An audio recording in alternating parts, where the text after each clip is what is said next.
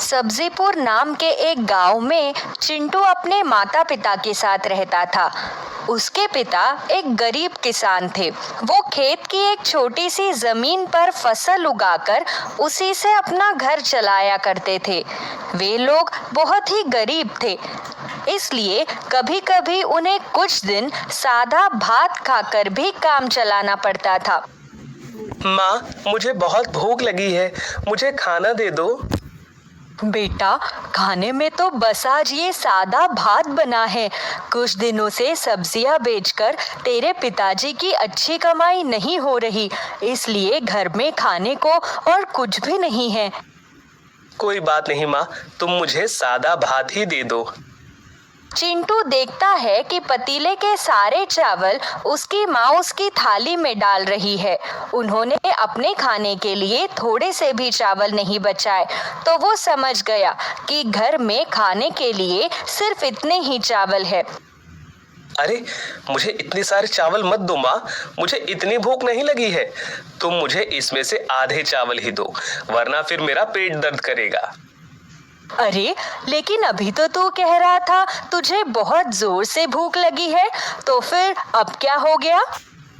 हाँ, तो इतनी ही भूख लगी है माँ कि इसमें से आधे चावल खा पाऊं। इतने सारे चावल मैं नहीं खा पाऊंगा, इसमें से आधे चावल तुम खा लो, नहीं तो ये खराब हो जाएंगे। अच्छा, ठीक है। चिंटू बहाना बनाकर अपनी माँ को भी आधे चावल खिला देता है, लेकिन इतने से चावलों से उन दोनों का ही पेट नहीं भरता। तभी घर के बाहर चिंटू के दोस्त उसे खेलने के लिए बुलाने आते हैं। अरे चिंटू, अरे जल्दी से बाहर निकल, चल नदी के किनारे खेलने चलते हैं दोस्त। माँ, मेरे दोस्त आ गए हैं, अब मैं खेलने जा रहा हूँ। ठीक है, लेकिन अंधेरा होने से पहले घर आ जाना। ठीक है माँ।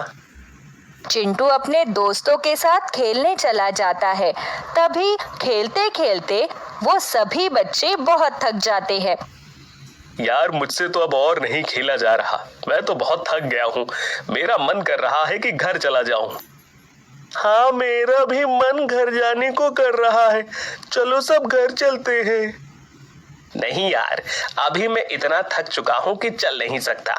मैं यहाँ थोड़ी देर और बैठ जाता हूँ, उसके बाद घर जाऊंगा। तो फिर तो यहाँ पर बैठकर आराम कर, हम दोनों घर जाते हैं। ठीक है।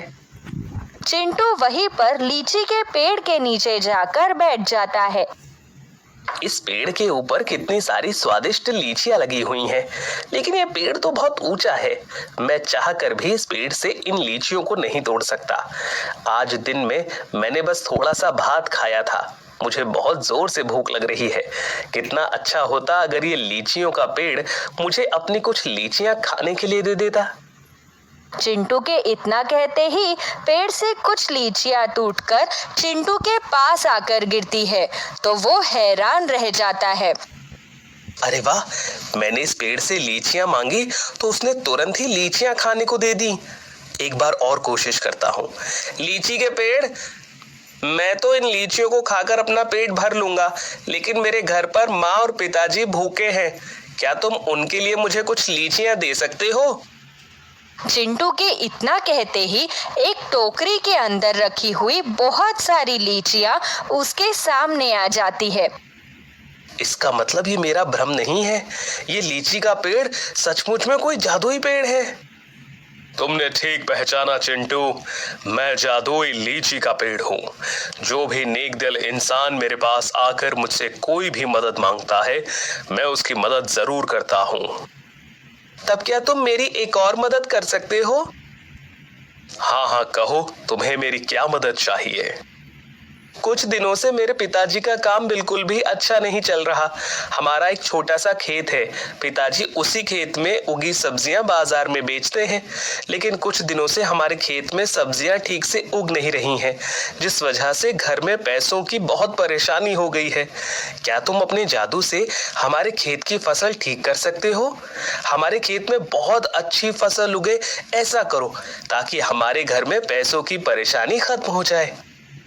ठीक है चिंटू, तुम आज रात अपने खेत में जाकर खुद पानी देना, कल सुबह तक तुम्हारे खेत की फसल बिल्कुल हरी भरी हो जाएगी।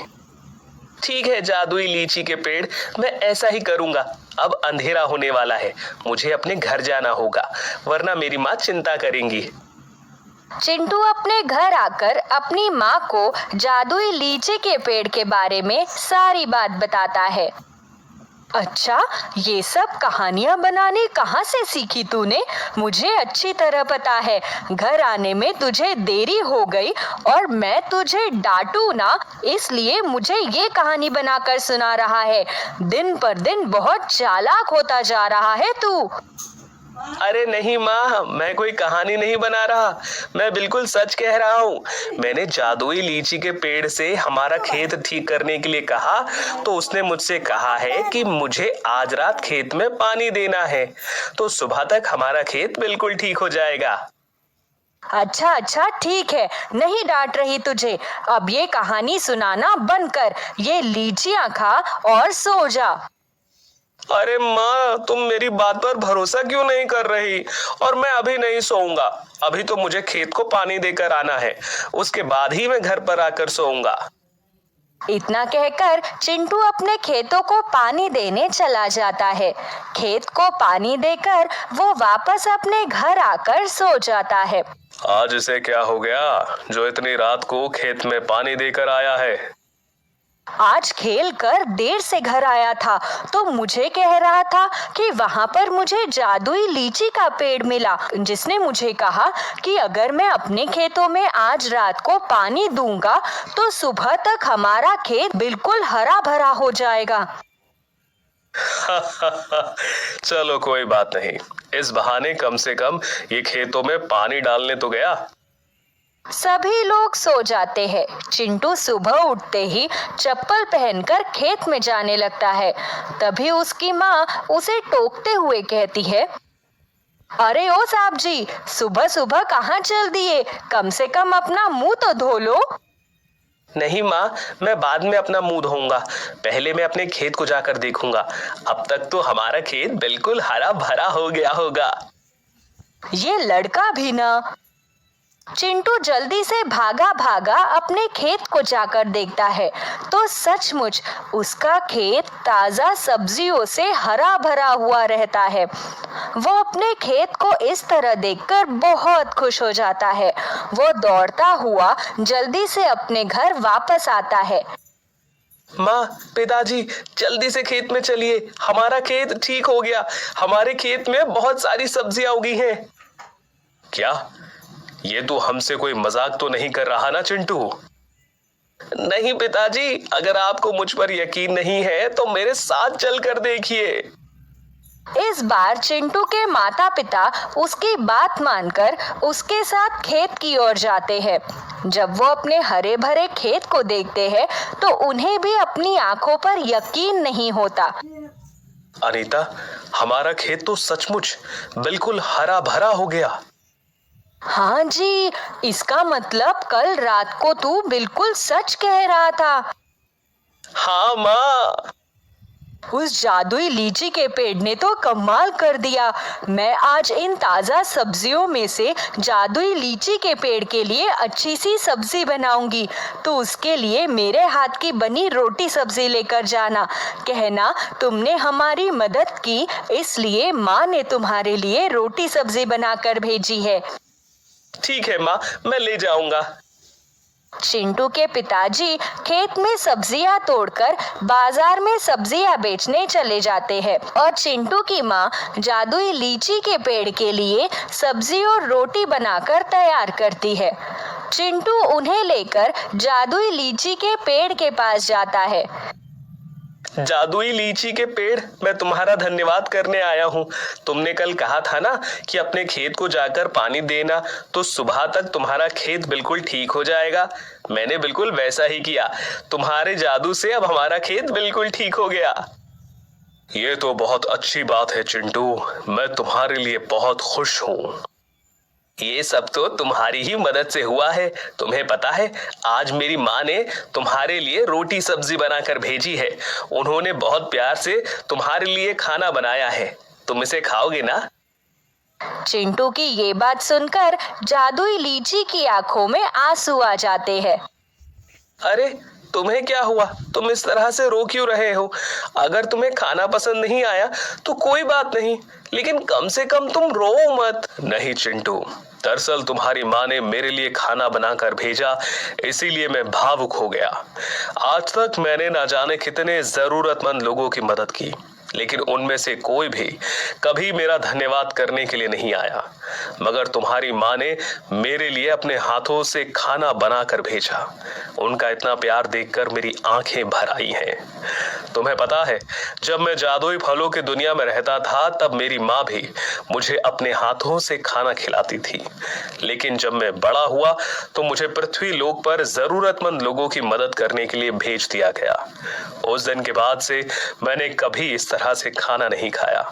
तुम्हारी माँ ने मेरे लिए खाना बनाकर जो भेजा है, मुझे अपनी माँ की याद दिलाई है। इससे मुझे मेरी माँ की याद आ गई है। मुझे तुम्हारी ये बात सुनकर बहुत दुख हो रहा है। तुम यहाँ पर अकेले रहते हो, तुम्हारा तो यहाँ पर मन भी नहीं लगता होगा ना? हाँ चिंटू, मेरा यहाँ बिल्कुल भी मन नहीं लगता। मैं भी चाहता हूँ कि मेरा परिवार हो। तो फिर तुम हमारे साथ मेरे घर चलो, वहां मैं हर रोज तुम्हारे साथ खेलूंगा और माँ अपने हाथों से खाना बनाकर रोज तुम्हें खिलाएंगी। फिर तुम्हें कभी किसी की कमी महसूस नहीं होगी। क्या तुम सच कह रहे हो? हाँ, तुम मेरे साथ मेरे घर चलो, लेकिन मैं तुम्हें अपने घर लेकर कैसे जाऊं? तुम तो बहुत बड़े हो। मैं अपने जादू से अपने आकार को छोटा कर लेता हूँ। फिर तुम घर में पहुंचकर मुझे मिट्टी में बो देना और मुझ में पानी डाल देना। मैं फिर से बड़ा हो जाऊंगा। ठीक है। उसी समय जादुई लीची का पेड़ अपने जादू से बिल्कुल छोटा हो जाता है, तो चिंटू उसे अपने हाथ में उठाकर अपने घर ले जाता है। वो उसे अपने आंगन में बोकर उसमें ताज़ा पानी डालता है, तो जादुई लीची का पेड़ फिर से उतना ही बड़ा हो जाता है। उनके आंगन में पहुंचकर जादुई लीची का पेड़ उनके टूटे फूटे पुराने घर को बिल्कुल नया बना देता है। अब वो सभी मिलजुल कर एक सब्जीपुर नाम के एक गांव में चिंटू अपने माता पिता के साथ रहता था। उसके पिता एक गरीब किसान थे। वो खेत की एक छोटी सी जमीन पर फसल उगाकर उसी से अपना घर चलाया करते थे। वे लोग बहुत ही गरीब थे, इसलिए कभी-कभी उन्हें कुछ दिन सादा भात खाकर भी काम चलाना पड़ता था। माँ, मुझे बहुत भूख लगी है, मुझे खाना दे दो। बेटा, खाने में तो बस आज ये सादा भात बना है। कुछ दिनों से सब्जियां बेचकर तेरे पिताजी की अच्छी कमाई नहीं हो रही, इसलिए घर में खाने को और कुछ भी नहीं है। कोई बात नहीं माँ, तुम मुझे सादा भात ही दे दो। चिंटू देखता है कि पतीले के सारे चावल उसकी माँ उसकी थाली में डाल रही है। उन्होंने अपने खाने के लिए थोड़े से भी चावल नहीं बचाए, तो वो समझ गया कि घर में खाने के लिए सिर्फ इतने ही चावल है। अरे, मुझे इतने सारे चावल मत दो माँ, मुझे इतनी भूख नहीं लगी है। तुम मुझे इसमें से आधे चावल ही दो, वरना फिर मेरा पेट दर्द करेगा। अरे, लेकिन अभी तो तू कह रहा था तुझे बहुत जोर से भूख लगी है, तो फिर अब क्या हो गया? हाँ, तो इतनी ही भूख लगी है माँ कि इसमें से आधे चावल खा पाऊं। इतने सारे चावल मैं नहीं खा पाऊंगा, इसमें से आधे चावल तुम खा लो, नहीं तो ये खराब हो जाएंगे। अच्छा ठीक है। चिंटू बहाना बनाकर अपनी माँ को भी आधे चावल खिला देता है, लेकिन इतने से चावलों से उन दोनों का ही पेट नहीं भरता। तभी घर के बाहर चिंटू के दोस्त उसे खेलने के लिए बुलाने आते हैं। अरे चिंटू, अरे जल्दी से बाहर निकल, चल नदी के किनारे खेलने चलते हैं दोस्त। माँ, मेरे दोस्त आ गए हैं, अब मैं खेलने जा रहा हूँ। ठीक है, लेकिन अंधेरा होने से पहले घर आ जाना। ठीक है माँ। चिंटू अपने दोस्तों के साथ खेलने चला जाता है। तभी खेलते खेलते वो सभी बच्चे बहुत थक जाते हैं। यार मुझसे तो अब और नहीं खेला जा रहा, मैं तो बहुत थक गया हूँ। मेरा मन कर रहा है कि घर चला जाऊं। हाँ मेरा भी मन घर जाने को कर रहा है, चलो सब घर चलते हैं। नहीं यार, अभी मैं इतना थक चुका हूँ कि चल नहीं सकता। मैं यहाँ थोड़ी देर और बैठ जाता हूँ, उसके बाद घर जाऊंगा। तो फिर तो यहाँ पर बैठकर आराम कर, हम दोनों घर जाते हैं। ठीक है। चिंटू वहीं पर लीची के पेड़ के नीचे जाकर बैठ जाता है। इस पेड़ के ऊपर कितनी सारी स्वादिष्ट लीचियां लगी हुई हैं, लेकिन ये पेड़ तो बहुत ऊंचा है। मैं चाह कर भी इस पेड़ से इन लीचियों को नहीं तोड़ सकता। आज दिन में मैंने बस थोड़ा सा भात खाया था, मुझे बहुत जोर से भूख लग रही है। कितना अच्छा होता अगर ये लीचियों का पेड़ मुझे अपनी कुछ लीचियां खाने के लिए दे देता। चिंटू के इतना कहते ही पेड़ से कुछ लीचियां टूटकर चिंटू के पास आकर गिरती है, तो वो हैरान रह जाता है। अरे वाह, मैंने इस पेड़ से लीचियां मांगी तो उसने तुरंत ही लीचियां खाने को दे दी। एक बार और कोशिश करता हूँ। लीची के पेड़, मैं तो इन लीचियों को खाकर अपना पेट भर लूंगा, लेकिन मेरे घर पर माँ और पिताजी भूखे हैं। क्या तुम उनके लिए मुझे कुछ लीचियां दे सकते हो? चिंटू के इतना कहते ही एक टोकरी के अंदर रखी हुई बहुत सारी लीचियां उसके सामने आ जाती है। इसका मतलब ये मेरा भ्रम नहीं है, ये लीची का पेड़ सचमुच में कोई जादुई पेड़ है। तुमने ठीक पहचाना चिंटू, मैं जादुई लीची का पेड़ हूँ। जो भी नेक दिल इंसान मेरे पास आकर मुझसे कोई भी मदद मांगता है, मैं उसकी मदद जरूर करता हूँ। तब क्या तुम मेरी एक और मदद कर सकते हो? हाँ हाँ कहो, तुम्हें मेरी क्या मदद चाहिए? कुछ दिनों से मेरे पिताजी का काम बिल्कुल भी अच्छा नहीं चल रहा। हमारा एक छोटा सा खेत है, पिताजी उसी खेत में उगी सब्जियां बाजार में बेचते हैं, लेकिन कुछ दिनों से हमारे खेत में सब्जियां ठीक से उग नहीं रही हैं, जिस वजह से घर में पैसों की बहुत परेशानी हो गई है। क्या तुम अपने जादू से हमारे खेत की फसल ठीक कर सकते हो? हमारे खेत में बहुत अच्छी फसल उगे, ऐसा करो ताकि हमारे घर में पैसों की परेशानी खत्म हो जाए। ठीक है चिंटू, तुम आज रात अपने खेत में जाकर खुद पानी देना। कल सुबह तक तुम्हारे खेत की फसल बिल्कुल हरी भरी हो जाएगी। ठीक है जादुई लीची के पेड़, मैं ऐसा ही करूंगा। अब अंधेरा होने वाला है, मुझे अपने घर जाना होगा, वरना मेरी माँ चिंता करेंगी। चिंटू अपने घर आकर अपनी माँ को जादुई लीची के पेड़ के बारे में सारी बात बताता है। अच्छा, ये सब कहानियां बनाने कहाँ से सीखी तूने? मुझे अच्छी तरह पता है घर आने में तुझे देरी हो गई और मैं तुझे डांटू ना, इसलिए मुझे ये कहानी बनाकर सुना रहा है। दिन पर दिन बहुत चालाक होता जा रहा है तू।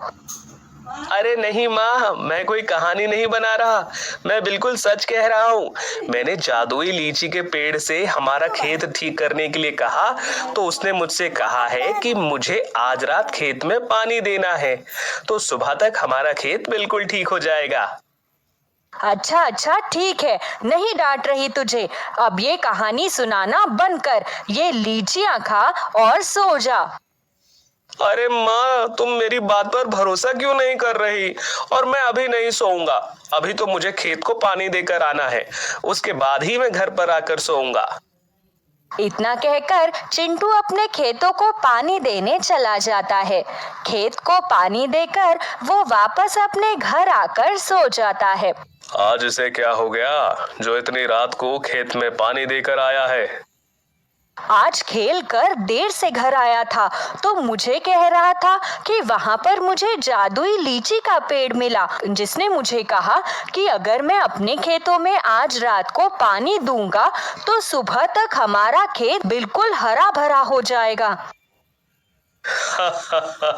चलो कोई बात नहीं, इस बहाने कम से कम ये खेतों में पानी डालने तो गया। सभी लोग सो जाते हैं। चिंटू सुबह उठते ही चप्पल पहनकर खेत में जाने लगता है। तभी उसकी माँ उसे टोकते हुए कहती है, अरे ओ साहब जी, सुबह सुबह कहाँ चल दिए? कम से कम अपना मुंह तो धो लो।